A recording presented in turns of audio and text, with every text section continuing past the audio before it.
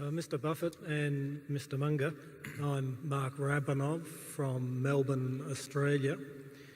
I just wanted to ask you, how do you judge the right margin of safety to use when investing in various common stocks?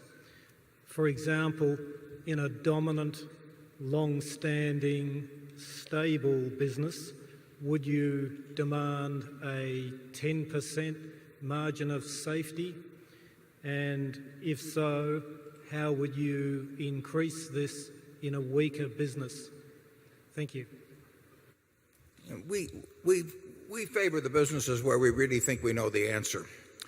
And therefore, if a business gets to the point where we think the industry in which it operates, the competitive position, or anything is so chancy that we can't really come up with a figure, we don't really try to compensate for that sort of thing by having some extra large margin of safety. We really try to go on to something that we understand better.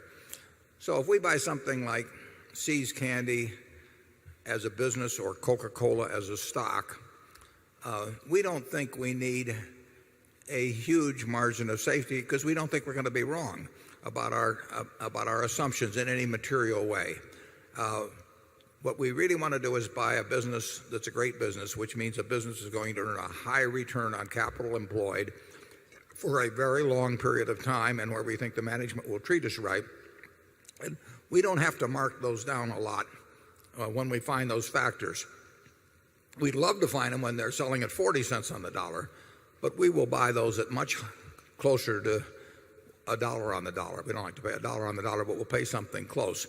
And if we really get to something, when we see a great business, it's like if you see somebody walk in the door and you don't know whether they weigh 300 pounds or 325 pounds, you still know they're fat, right? And so if we see something where we know it's fat financially, we don't worry about being precise, and if we can come in that particular example at the equivalent of 270 pounds, we'll feel good.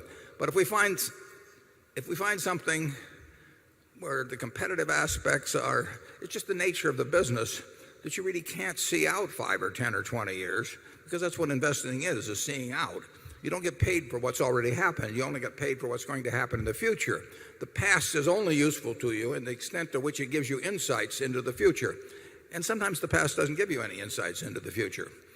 And in other cases, like the stable business that you postulated, it probably does give you a pretty good guideline as to what's going to happen in the future. And you don't need a huge margin of safety.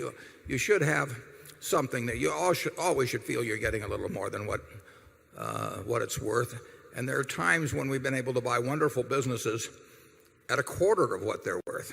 But we haven't seen those. Well, we saw it in Korea here recently, but you don't see those sort of things very often. And does that mean you should sit around and hope they come back for 10 or 15, wait 10 or 15 years? That's not the way we do it. If we can buy good businesses at a reasonable valuation, we're going to keep doing it. Charlie? Yeah, that margin of safety concept boils down to getting more value than you're paying. And that value can exist in a lot of different forms. If you're paid 4 to 1 on something that's an even money proposition, why, that's a value proposition too. It's high school algebra, and people who don't know how to use high school algebra should take up some other activity.